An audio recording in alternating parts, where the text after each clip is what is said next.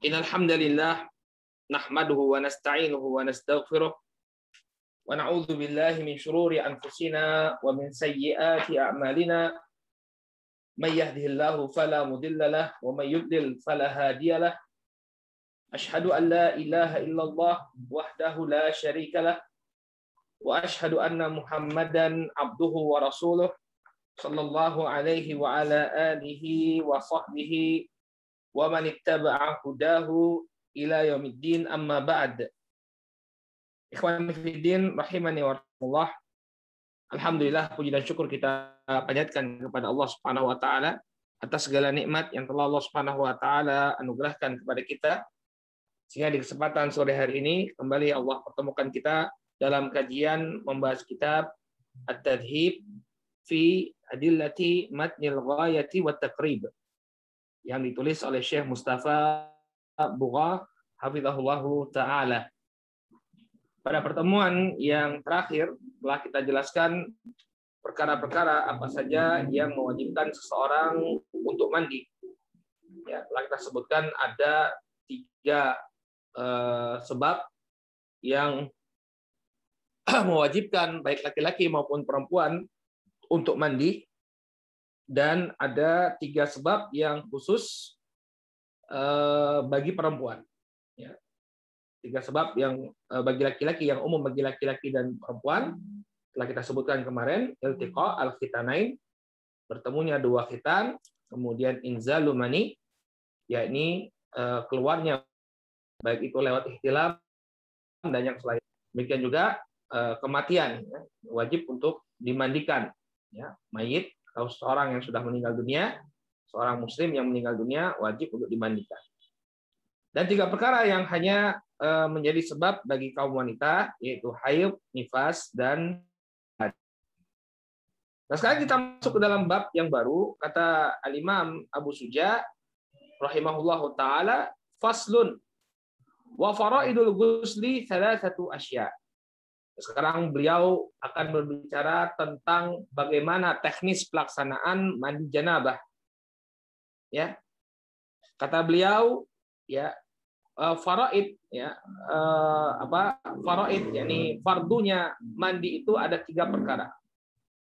Yang pertama an-niyah, yang kedua izalatun najasati in kanat ala badanihi. Yang pertama adalah niat, yang kedua adalah kan najis apabila ada di badan, dia melekat di badan. Kemudian yang ketiga isalul ma'i ila jami'i sya'ri wal basyarah. Yang ketiga adalah menyambungkan air, ya, atau meratakan air sampai kepada rambut, kepada seluruh rambut dan juga kulit. Sampai kepada seluruh rambut dan juga kulit. Ini 3 rukun. 3 rukun mandi janabah menurut mazhab Syafi'iyah. Bahkan sebagian ulama Syafi'iyah mengatakan cuma 2, ya. Cuma 2. Yang pertama itu niat, yang kedua meratakan air ke seluruh anggota tubuh. Ya, karena dengan meratakan air ke seluruh anggota tubuh, maka ini akan menghilangkan najis secara otomatis. Niat dan meratakan air. Ya, jadi kalau misalnya antum ingin mandi janabah, ya antum niat untuk menghilangkan hadas besar, kemudian nyemplung ke kolam misalnya, ya, nyemplung ke kolam yang tentunya lebih dari 2 kullah. Ya, kemudian sudah basah seluruh anggota tubuhnya, keluar dari kolam, itu sudah sah mandi janabahnya. Ya. Misalnya lagi camping, ya, tiba-tiba malam-malam ihtilam, ya, camping di tengah pantai misalnya ini, ya.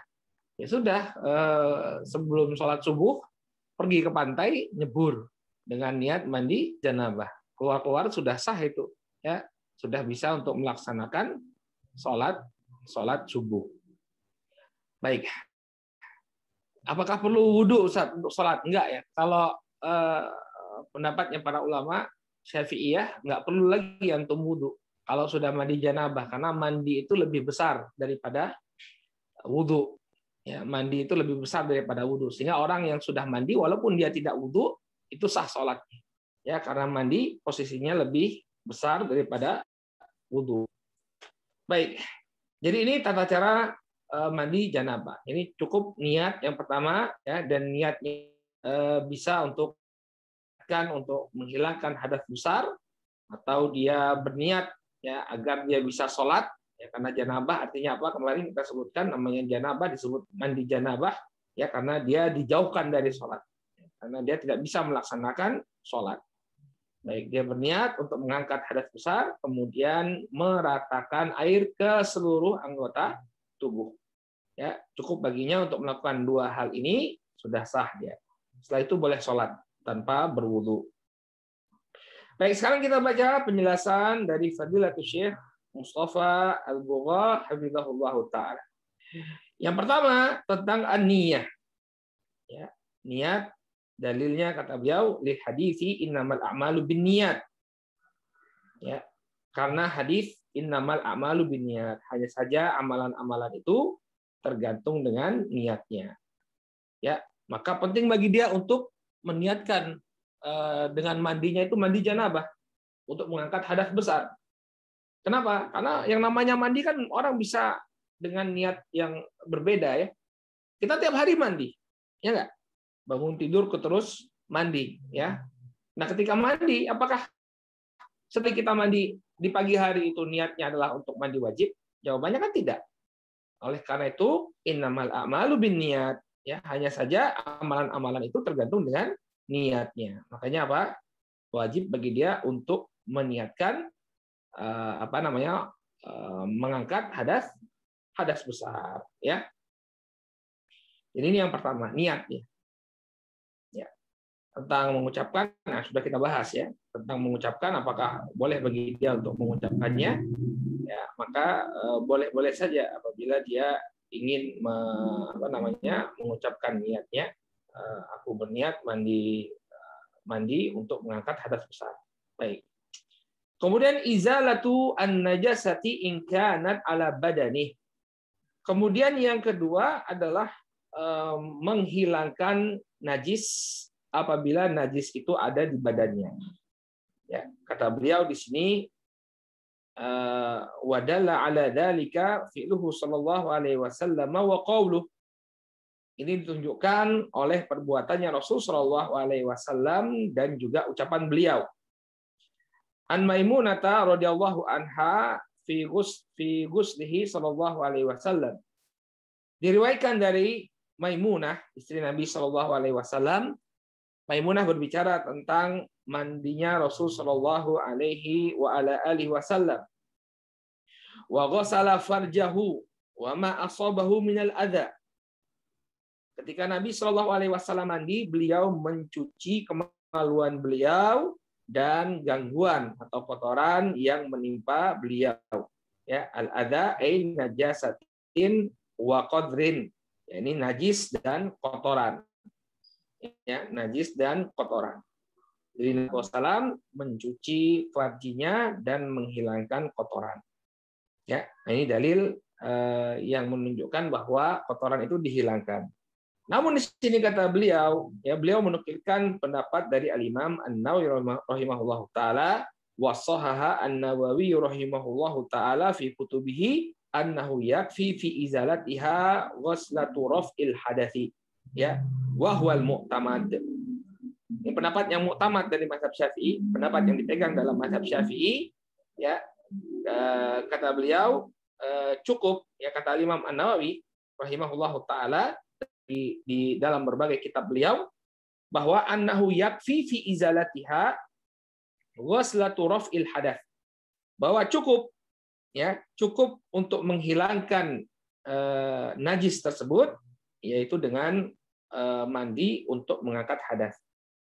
Jadi tidak perlu dikhususkan dia menghilangkan itu, cukup dengan mandi, yang penting airnya sudah merata maka najis itu akan hilang. Wahwal mu'tamad, dan yang demikian ini adalah pendapat yang mu'tamad. Ya. Fatakunu izalatul qadri qabla ifadatil ma'i sunnatun. Maka menghilangkan najis ya sebelum ifadatul ma, sebelum dia mengalirkan air atau sebelum dia mengguyurkan air, ya, ini hukumnya sunnah. Hukumnya sunnah. Dia menghilangkan najis, ya, dari badan, ini hukumnya sunnah. Kenapa? Karena dengan mengguyur air itu saja najisnya akan hilang. Makanya kita katakan tadi, ya, kesimpulannya bahwa dalam mazhab Syafi'iyah mandi wajib itu hanya memiliki 2 rukun saja. Yang pertama niat mandi wajib, kemudian yang kedua apa? Meratakan air ke seluruh bagian kulit dan rambut. Paham ya? Ya, jadi ini yang lebih tepat. Ya. Adapun menggosok-gosok farji atau menggosok-gosok bekas najis, ya, sebelum meratakan air, ini hukumnya sunnah menurut An-Nawawi. Ya, bahkan ini adalah pendapat yang muktamad dari madhab Syafi'iyah. Ya. Qala wa an Aisyah radhiyallahu anha anna Nabiy sallallahu alaihi wasallam kana idza tasala minal janabah bada'a fa ghassala yadayhi thumma yatawaddau kama yatawaddau lis-shalah. Nah, ini yang sempurna, ya, bagaimana Nabi sallallahu alaihi wasallam melakukan mandi wajib. Ya, dari Aisyah radhiyallahu taala anha bahwa Nabi sallallahu alaihi wasallam apabila beliau mandi janabah, bada'a fa ghassala yadayhi. Beliau memulai dengan mencuci kedua tangannya. Ya, jadi ini yang lebih sempurna. Jadi walaupun cukup dengan niat dan meratakan air ke seluruh badan, ini sudah cukup untuk mandi janabah, tapi di sana ada yang lebih sempurna. Dan Nabi Shallallahu Alaihi Wasallam ketika beliau ingin mandi janabah, beliau mencuci kedua tangan beliau, thumma yatawaddau kama yatawaddau lis-shalah. Kemudian beliau berwudu seperti wudu untuk salat. Ya. Qala thumma yudkhilu asabi'ahu fil ma' fayukhallilu biha usula sya'rihi. Kemudian beliau memasukkan jari beliau ke dalam air untuk kemudian menyela-nyela akar rambut beliau. Ya, jadi biar apa?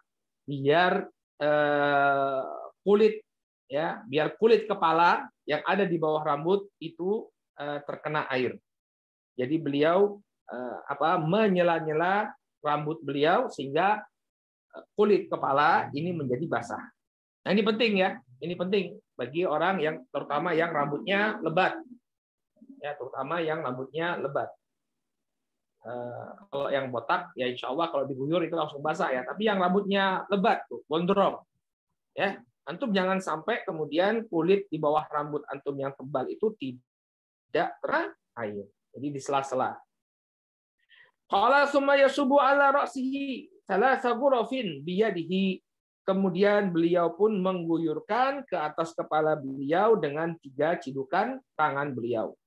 Jadi beliau mengambil dengan cidukan tangannya ditaruh di kepala beliau. Ya, jadi basah. Summa yufidul ma'a ala jildihi kullihi. Kemudian beliau pun ya mengguyurkan air ke seluruh kulit beliau. Nah, ini cara mandi wajibnya Rasul Shallallahu Alaihi Wasallam. Jadi apa? Ada menyela-nyela, ya, menyela-nyela kulit kepala agar tidak terlewat dari terkena air. Baik. Kemudian dalil selanjutnya, ya, dari Ali bin Abi Thalib radhiyallahu taala anhu. Wa an Ali radhiyallahu anhu qala sami'tu Rasulullah sallallahu alaihi wasallam yaqul. Dari Ali bin Abi Thalib bahwa aku mendengar Nabi sallallahu alaihi wasallam bersabda, "Man taraka maudi'a sya'ratin min janabah lam yughsilha fu'ila bihi kada wa kada minan nar." Ya, Ali mendengar Nabi sallallahu alaihi wasallam mengatakan, barang siapa yang meninggalkan, ya, tempat tumbuh rambutnya ketika mandi wajib, lam yugsilha, dia tidak mencucinya atau tidak membasuhnya, fu'ila bihi kada wa kada minan nar, maka dia akan disiksa demikian dan demikian di dalam api neraka. Naudzubillah. Ya, jadi perlu antum perhatikan ya, jangan kemudian malas ketika mandi. Ya. Jadi harus dipastikan bahwa kulit di bawah rambut itu terkena air. Ya, kulit di bawah rambut itu terkena air. Bahkan Ali bin Abi Thalib agar air tersebut benar-benar terkena kulit kepala beliau, beliau sampai membotaki rambut beliau. Wa qala Ali, ya, antum perhatikan di situ. Ali mengatakan,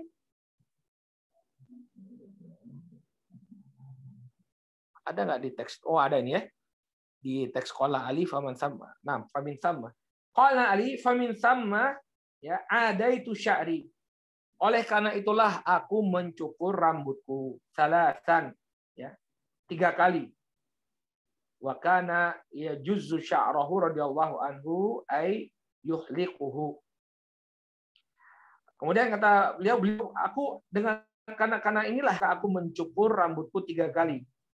Dan dahulu beliau menggunduli rambut beliau.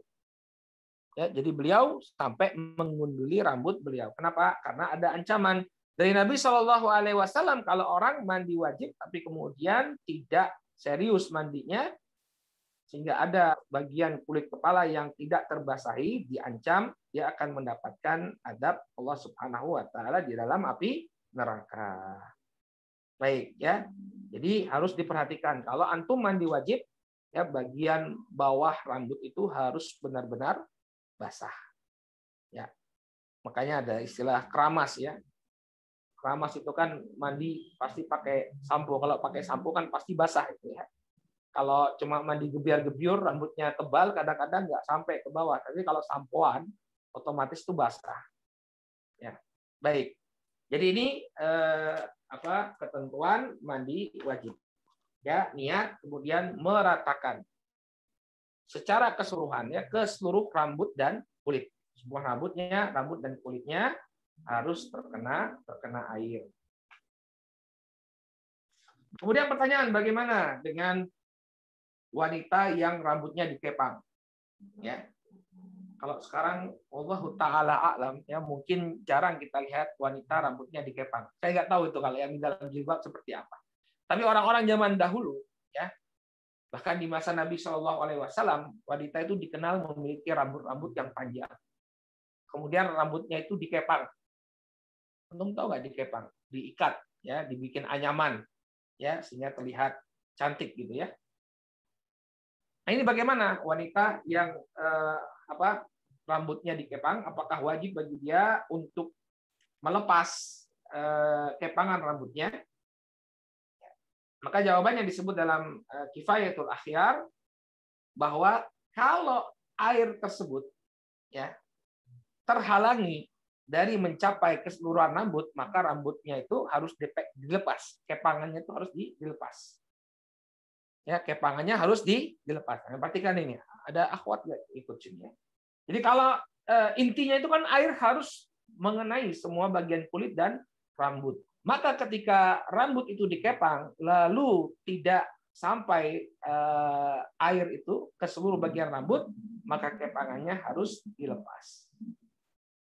Namun apabila, ya, walaupun tanpa dilepas kepangannya, air itu bisa merata, mengguyur semua rambut, maka yang demikian tidak mengapa. Ya, jadi intinya kena air, terkena air atau tidak. Walaupun dia dikepang, tapi kalau misalnya bisa basah semuanya, maka tidak perlu baginya untuk apa? Untuk melepaskan kepangannya. Ya. Ya, baik. Dalilnya adalah hadis yang diriwayatkan oleh Imam Muslim dari Ummu Salamah radhiyallahu taala anha. Ya, beliau bertanya kepada Nabi Shallallahu alaihi wasallam, "Wahai Rasulullah, ketika aku ingin mandi junub, apakah aku harus melepas kepanganku?" Maka Nabi Shallallahu alaihi wasallam mengatakan, "Inna ma yakfiki an tahfiya ra'saki thalatha hatayat." Cukup bagimu, wahai Ummu Salamah, untuk menuangkan air ke kepalamu sebanyak 3 kali, ya. summa tufidu alaihi ma fatathurin. Lalu engkau guyurkan air ke atas kepalamu, lalu engkau pun suci. Artinya apa? 3 kali rambutnya itu yang dikepang tadi disirami betul 3 kali, khusus untuk membasahi rambutnya yang dikepang, baru kemudian dia meratakan air ke seluruh tubuhnya. Ya. Jadi intinya itu barakallahu fikum, rambut itu harus basah. Ya. Jadi kalau seorang wanita yang berrambut lebat kemudian dikepang, ya dikhawatirkan kalau dia tidak buka kepangannya, maka air itu tidak sampai mengenai seluruh rambut, maka sebaiknya dilepas kepangannya. Tapi kalau misalnya kepangannya itu cuma tipis-tipis saja, ya tipis-tipis saja, maka boleh bagi dia untuk tidak melepas kepangannya tersebut. Ini cukup diguyur air 3 kali, baru kemudian dia meratakan air ke seluruh badannya. Ke seluruh badannya. Baik. Kemudian pertanyaan, gimana kalau wudunya tadi ya? Bagaimana kalau seseorang itu berwudu, kemudian dia memegang kelaminnya. Ya, kalau misalnya dia berwudu itu, setelah dia berwudu, dia memegang kelaminnya, artinya setelah dia mandi, ya, setelah dia mandi janabah, lalu dia pegang kelaminnya, ya, maka wajib baginya untuk mengulangi wudu. Ya. Jadi kalau misalnya seorang itu mandi janabah, lalu dia pegang kelaminnya, maka ingat, ya, memegang kelamin, ya, ini termasuk yang membatalkan wudu. Maka walaupun dia sudah mandi, tapi dia pegang kelaminnya, ya, maka ini membatalkan wudunya. Nggak boleh dia sholat, dia harus mengulangi wudu kembali. Paham ya gambarannya ya? Jadi kalau misalnya antum mandi, kemudian pas nganduk, kemudian pegang kelaminnya, tersentuh dengan kulit. Nah ini mandinya sah, tapi kalau antum mau sholat, antum harus wudu kembali. Berbeda kalau misalnya ketika mandi, ya, ketika mandi mungkin antum sabunan, ya, kita mandi sabunan ya. Biasanya mandi wajib sekalian mandi biasa ya. Antum sabunan, nah kemudian setelah semuanya disabun, ya kemudian kita guyurkan air ke seluruh anggota tubuh kita. Nah setelah itu jangan lagi disentuh kemaluannya, tinggal dihanduk saja tanpa harus menyentuh kemaluan secara langsung. Nah ini boleh langsung sholat. Kenapa? Karena kemaluannya tidak disentuh. Tapi kalau misalnya dia mandi wajib, ya, dia mandi janabah, kemudian setelah mandi janabah selesai, ya, setelah basah kemudian nyentuh kemaluannya, maka dia wajib wudu. Tidak wajib untuk mengulang mandinya, tapi wajib bagi dia untuk berwudu sebelum sholat. Kenapa? Karena wudunya telah batal dengan menyentuh kemaluannya tersebut. Ya, ini permasalahan yang berkenaan dengan mandi janabah. Ya. Intinya dari apa yang kita sampaikan bahwa rukun atau fardu dari mandi janabah itu hanya 2. Yang pertama niat untuk mandi janabah, kemudian yang kedua meratakan air. Ya, barang siapa yang melakukan hal tersebut, maka dia telah keluar dari hadas besarnya. Ya, boleh bagi dia untuk sholat, tapi ingat tadi kalau tersentuh dengan kemaluan ketika mandi, ya setelah dia mandi kemudian tersentuh kemaluannya, maka kalau dia mau sholat, dia harus berwudu kembali. Dia harus berwudu lagi ya. Dia harus berwudu lagi. Ini yang harus menjadi perhatian kita. Baik, mudah ya insya Allah ya, gampang ya. Intinya adalah niat dan meratakan air. Dan meratakan air. Jangan sampai ada bagian tubuh kita yang tidak terkena air. Ya. Makanya kata Nabi SAW, man taraka maudhi asy'aratin min janabah lam yuksilha ila bihi kadza wa kadza minan nar. Barang siapa yang meninggalkan tempat tumbuhnya rambut, ya ketika mandi wajib, dia tidak membasuhnya, maka akan disiksa demikian dan demikian dari api neraka. Baik. Sekarang kita masuk ke pembahasan sunnah dari mandi. Jadi kalau wajibnya jadi cuma 2, ya. Sekarang sunnahnya. Qala wa sunanuhu khamsatu asya. At-tasmiyatu wal wudu'u qablahu wal imranul yadi 'alal jasadi wal muwalatu wa taqdimul yumna 'alal yusra. Dan sunnah dari mandi itu ada 5. Yang pertama at-tasmiyah, mengucapkan basmalah. Maksudnya sebelum mandi. Ya, sebelum mandi mengucapkan basmalah. Yang kedua wal wudu qablahu, berwudu sebelum mandi. Wa imrarul yadi 'alal jasadi, kemudian menjalankan tangan ke seluruh tubuh. Ya, menjalankan tangan ke seluruh. Kemudian yang keempat wal mualah. Mualah artinya berkesinambungan. Ya, berkesinambungan. Artinya jangan kering dulu, nunggu kering dulu, kemudian baru dibasahi ya bagian tubuhnya. Misalnya sebelah kanan sudah dia guyur, ya bagian kirinya nunggu dulu, ya. Bagian kanannya sudah kering, kemudian bagian kirinya dia basahi. Nah, ini enggak mualah namanya. Kemudian yang kelima, taqdimul yumna 'alal yusra, kan bagian kanan ya atas bagian kiri. Ya. Jadi ini 5 sunnah mandi. Yang pertama adalah mengucapkan basmalah, kemudian berwudu sebelum mandi, kemudian yang ketiga menyapukan tangan ke seluruh anggota tubuh, kemudian yang keempat berkesinambungan, yang kelima mendahulukan bagian kanan dari bagian kiri. Ya. Jadi digosok-gosok ya tubuh itu ya, ini sunnahnya. Ya, sunnahnya digosok-gosok.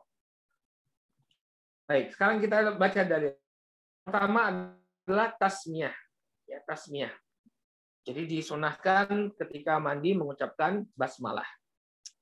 Nah, gimana Ustaz kalau kita mandinya itu di kamar mandi Ustaz? Ya. Apakah kita membaca basmalah? Allah taala a'lam, ya. Kalau kamar mandinya itu tidak ada WC-nya, kan ada sebagian kamar mandi yang tidak ada WC-nya sama sekali. Ada nggak? Ada ya. Kadang-kadang di rumah-rumah zaman dulu tuh WC sendiri, kamar mandi sendiri. Maka kalau misalnya kamar mandinya itu terpisah dari WC-nya, maka nggak apa-apa kita jahar basmalah. Kayak ruangan biasa. Ya, jadi dia bukan tempat buang air. Itu jadi boleh kita mengucapkan basmalah. Misalnya di rumah antum, kamar mandi sendiri, WC sendiri. Maka nggak apa-apa kita nyebut basmalah di kamar mandi. Nah, cuma permasalahannya kalau kamar mandinya gabung dengan WC. Ya, gabung dengan WC. Ya, maka di sini ada muskilah ya. Kan tidak boleh mengucapkan zikir di tempat buang air. Hanya saja Anda mendapatkan faedah dari Syekh Saleh Al-Utsaimin hafizahullah taala bahwa yang dimaksud dengan WC itu adalah ketika kotorannya itu tidak pergi, ya, tidak dibuang. Jadi WC-nya orang zaman dahulu, WC-nya orang zaman dahulu itu kotoran tidak dibuang ke septic tank. Tapi apa? Ya cuma jatuh di lubang itu saja. Sehingga apa? Tempat itu adalah tempat yang penuh dengan najis. Ya. Makanya nggak boleh zikrullah di sana. Kenapa? Karena tempat najis itu. Ya. Nah, kalau kotoran zaman sekarang kata Syekh Shalih Al-Utsaimin, ya kita flush atau kita siram, maka kotorannya akan kemana? Pergi ke septic tank. Maka pada akhirnya tempat itu adalah tempat yang bersih. Ya, adalah tempat yang bersih. Apalagi kalau sekarang ada namanya dry toilet atau apa istilahnya? Toilet kering ya. Nah, toilet kering itu kalau itu masuk ya seperti kamar biasa. Ya, toilet kering itu. Yang orang kadang pakai tisu saja ya. Nah, itu yang demikian insya Allah tidak mengapa. Kita mengucapkan basmalah di dalamnya. Kenapa? Karena kotoran itu sudah hilang. Karena kotoran itu sudah hilang dari WC tersebut.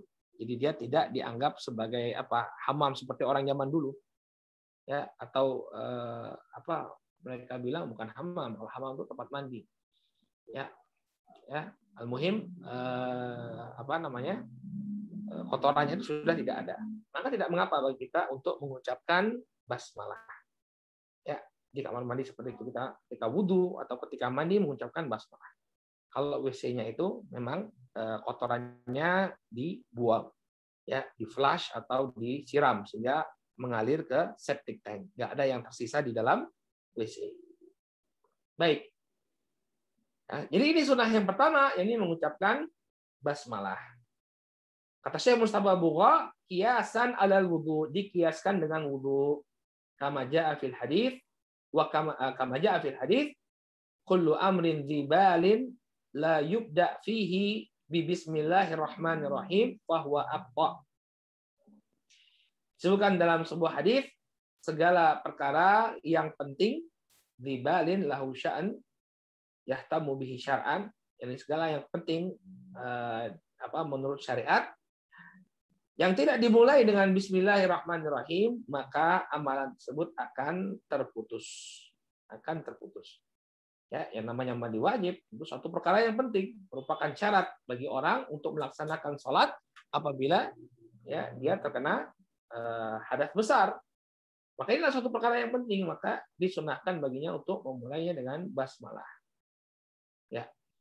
Qala dzakarahu an-Nawawi rahimahullahu taala fil adhkar.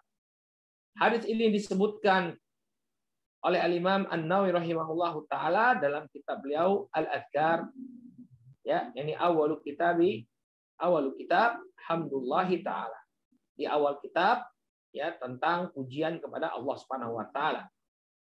Wa dzakara lahu riwayatin muta'addidatan. Dan beliau menyebutkan ya untuk hadis ini berbagai macam riwayat. Wa qala rawaina hadzal alfat ya kullaha fi kitabil arba'in. Dan lafaz-lafaz ini semuanya telah kita riwayatkan dalam kitab Al-Arba'in lil Hafidz Abdul Qadir Ar-Rawahi. Ya. Kami meriwayatkan lafaz-lafaz ini semuanya ya ketika meriwayatkan kitab Arba'in karya Al-Hafidz Abdul Qadir Ar-Rawahi, wa huwa haditsun hasan, dan hadisnya adalah hadis yang hasan. Ini menurut Al-Imam An-Nawawi. Setiap amalan yang penting yang tidak dimulai dengan bismillahirrahmanirrahim, maka amalan tersebut akan terputus. Ini kata beliau hadisnya hasan. Qatru ya mausulan wa mursalan. Ya, telah diriwayatkan secara mausul, artinya sampai kepada Nabi alaihi salatu wasalam, atau diriwayatkan secara mursal. Mausul ini artinya dengan sanad yang bersambung. Mursal di sini wallahu taala maksudnya adalah munqati, atau dengan sanad yang terputus. Atau bisa juga maknanya mursal di sini apa yang diriwayatkan oleh seorang tabi'i dari Rasul sallallahu alaihi wasallam. Al-muhim, ya riwayatnya sangat banyak. Ada yang bersambung sampai kepada Nabi sallallahu alaihi wasallam dan ada yang terputus sanadnya. Wa riwayatul mausul jayyidatul isnad. Adapun riwayat yang bersambung kepada Nabi sallallahu alaihi wasallam maka sanadnya bagus, sanadnya baik. Ya, sanadnya baik. Nggak ada ya di ini ya. Oh, berarti benar nih Mas Diki ya. Bahwa Bahwa ada ada yang nggak sama dengan naskah ya. Baik. Kalau di sini dijelaskan ya, nggak ada ya makanya. Coba cari PDF yang baru, yang selain ini antum ketik ya, cari Tadhib fi Adillati Matnul Ghayat wa Taqrib yang terbitan baru. Kalau ini terbitan lama nggak ada. Kalau di sini dijelaskan ya, kalamnya dari An-Nawawi, penjelasan dari An-Nawawi bahwa riwayatnya riwayat yang jayyid ya, riwayat yang bersambung, riwayat yang jayyid. Maka Nabi SAW mengatakan kullu amrin dzibalin artinya yang dipandang penting oleh syariat, lam yubda fihi bi bismillahirrahmanirrahim fa huwa aqta, maka terputus. Terputus artinya naqisun wa qalilul barakah. Artinya hilang atau berkurang keberkahannya. di amalan yang tidak dimulai dengan basmalah akan hilang atau berkurang keberkahannya. Ini yang menunjukkan bahwa disunnahkan untuk membaca basmalah, sebelum kita mandi janabah. Kemudian yang kedua, wal wudu qablahu, dan berwudu sebelumnya. Di hadis Aisyah as-sabiq, ya.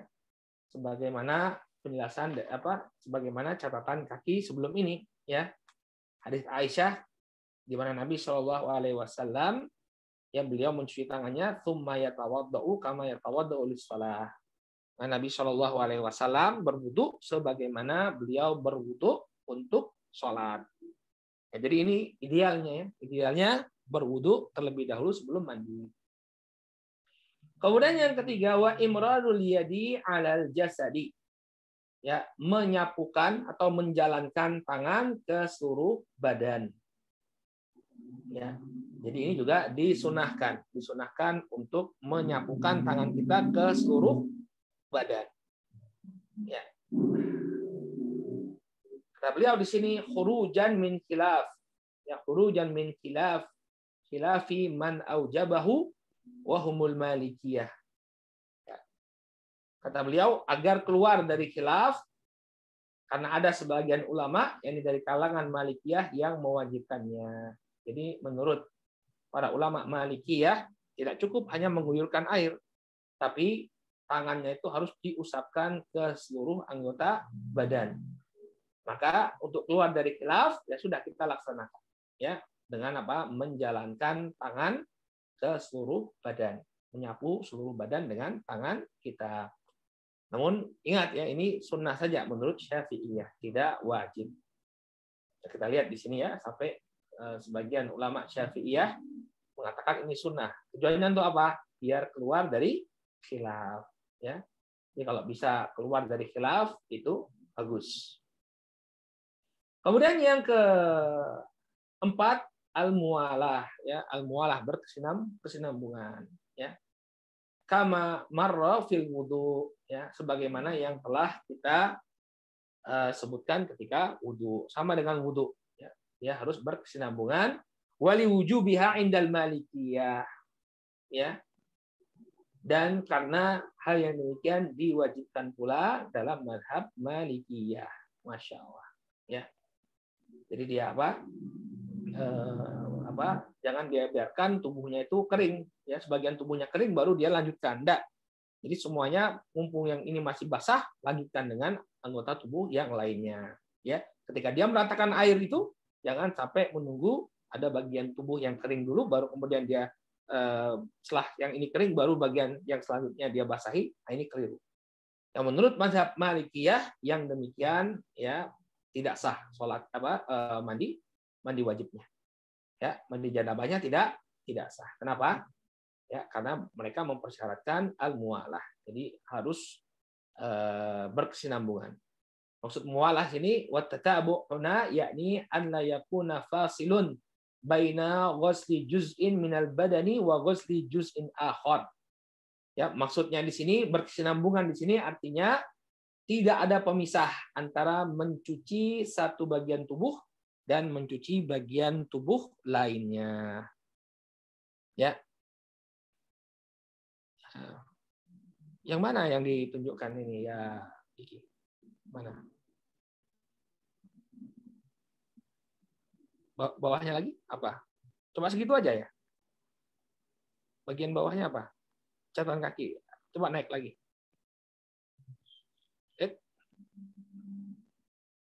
Turunkan lagi. Terus turunkan.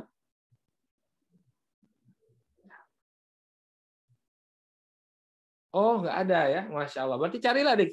Kalau ada ya, berarti nggak ada nih keterangannya. Makanya kemarin itu banyak hal-hal yang tidak disebutkan, ya. Ini dalam cetakan yang baru disebutkan bahwa yang namanya muwalah adalah bahwa tidaklah kemudian ya, bagian itu dicuci alla yakuna fasilun, tidak ada yang memisahkan antara satu bagian dengan bagian lainnya, ya. Misalnya dia nyuci sebelah kanannya, kemudian keluar dulu dari kamar mandi, ya, melakukan apa, kemudian baru cuci sebelah kirinya. Ya. Ini menurut mazhab Malikiyah tidak sah. Baik. Kemudian barakallahu fikum yang selanjutnya, baik. Yang kelima, disunahkan untuk takdimul yumna alal yusra. Mendahulukan bagian kanan baru bagian yang kiri. Ya, yang kanan dulu kemudian yang kiri. Maksudnya apa? Jihatul yumna min jasadihi dhahran wa batnan. Yaitu dia memulai bagian kanan dari tubuhnya, baik itu bagian belakang, ini bagian punggung, atau bagian depan, ini bagian perutnya. Ya, dhahran wa batnan. Jadi bagian punggung, ya, jadi kalau dia ambil air, dia cidukkan air, maka bagian kanannya dulu dibasahi. Baik itu bagian depan tubuhnya, ya, perutnya itu, ataupun bagian punggungnya. Ya. Jadi didahulukan yang kanan terlebih dahulu, baru kemudian yang kiri. Qala wa an Aisyah radhiyallahu anha qalat kana Nabi sallallahu alaihi wasallam idza tasala minal janabah da'a bi syai'in ya nahwil hilab. Kata Aisyah radhiyallahu taala anha bahwa Nabi Shallallahu Alaihi Wasallam dulu apabila beliau ingin mandi junub, ya apabila beliau ingin mandi junub, nah nggak ada juga, baik, ya antum bagusnya beli kitabnya ya, kitabnya ada nggak nih? Coba cari kitabnya ya. Kalau ini udah versi lama ini nggak ada. Ini di sini ada di sini dalilnya ya dari Aisyah radhiyallahu taala anha bahwa Nabi Shallallahu Alaihi Wasallam apabila beliau mandi janabah, ya, da'a bi syai'in nahwil hilab.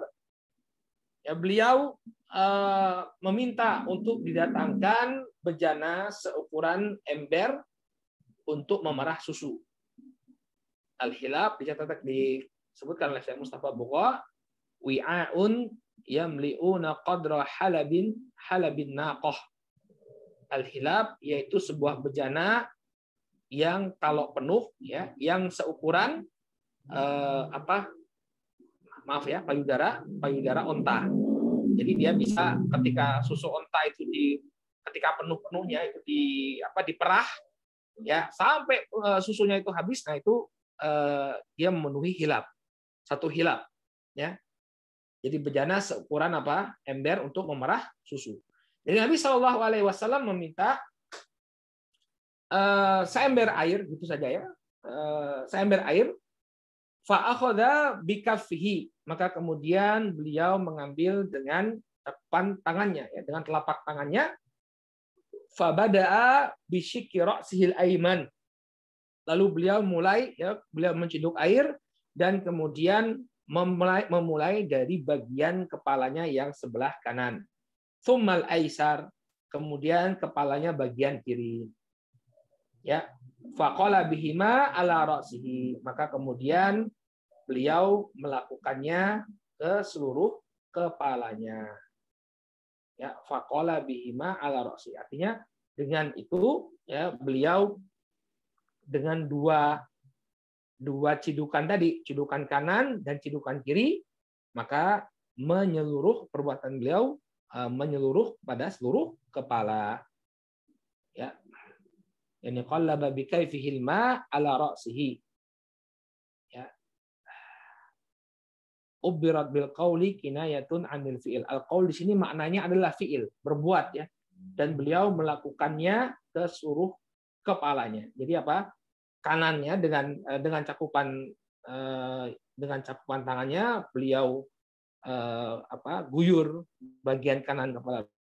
Ciduk lagi, beliau guyur bagian kiri beliau. Maka dengan dua cidukan ini semua kepala menjadi basah. Jadi beliau membagi dua. Ketika membasahi kepalanya, kepala bagian kanan dulu, kemudian disusul dengan kepala bagian kiri, sehingga seluruh kepala pun menjadi basah. Ya. Ini dalil yang pertama yang menunjukkan bahwa disunahkan untuk memulai sebelah kanan. Kemudian dalil selanjutnya, wa anha radhiyallahu anha qalat kunna idza asabat ihdana janabatun akhadat biyadiha, ya, akhadhat biyadiha thalathan fawqa ra'siha. Aisyah bercerita, ya, dahulu ketika kami akhadtu berarti, ya, akhadtu biyadi, ya, ketika kami ditimpa janabah, ya, salah seorang dari kami ditimpa janabah, akhadtu biyadiha, oh berarti akhadat dong ini. Terusnya akhadat biyadiha. Akhadat biyadiha thalathan fawqa ra'siha. Maka kemudian Aisyah radhiyallahu taala